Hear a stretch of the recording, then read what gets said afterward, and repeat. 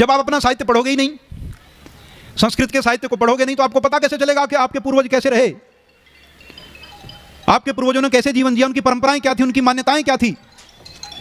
और जब ये आपको पता नहीं होगा तो आप निर्णय नहीं ले पाओगे। दूसरे व्यक्ति को आपको कन्वर्ट करना आसान हो जाएगा।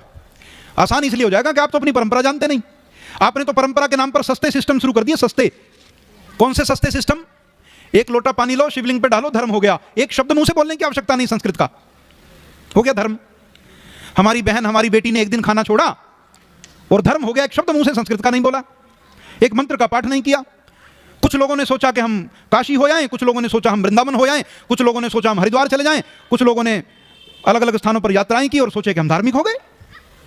बिना संस्कृत के, बिना वेद के, किसी एक मंत्र का उच्चारण किए बिना आप धार्मिक हो। जब धार्मिक होना इतना सस्ता हो जाएगा कि कोई भी सुबह उठे, गाड़ी पकड़े और हरिद्वार चला जाए और वापस आ जाए, धार्मिक हो गया, तो फिर वेद की पढ़ने की क्या जरूरत है? किसी को क्या जरूरत है? राम की कथा करने की क्या आवश्यकता पड़ जाएगी? दूसरी और प्रकार की कथाएं करने की, यज्ञ करने की क्या आवश्यकता है? धर्म को इतना सस्ता मत बनाओ। यदि धर्म कमजोर हो गया तो तुम भी कमजोर हो जाओगे। ये याद रखना इस बात को। आज आपकी कमजोरी का कारण आपका धर्म ही है, कमजोर धर्म। जिस धर्म को आपने कमजोर कर दिया, और ये वो धर्म है जिस पर बाल वीर हकीकत राय ने 14 वर्ष की आयु में अपने प्राण न्यौछावर कर दिए थे। वो बालक किसी आर्य समाजी परिवार से नहीं था, वीर हकीकत राय पौराणिक परिवार से था। और उसकी माँ यही रामायण गीता महाभारत सुना करती थी उसको पढ़ के, गीता पढ़ाना, रामायण पढ़ाना। और उस छोटे से 14 वर्ष के बच्चे को यह पता था कि धर्म की बजाय प्राण चले जाएं तो अच्छा है। आज आपके और हमारे सामने प्रश्न हो तो हम सुख चुनना पसंद करते हैं, बलिदान किसी को पसंद नहीं है। कौन करे बलिदान?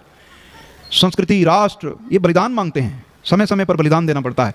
और जो कौम बलिदान देने से पीछे हटने लगती है, उसका धीरे धीरे उसका धर्म भी समाप्त हो जाता है, उससे भूमियां छीन ली जाती हैं, उसकी संस्कृति का कोई मूल्य नहीं रहता। आज आप दुनिया में वो लोग हो जिसको मिटाने के लिए पूरी दुनिया लगी हुई है, पूरी दुनिया।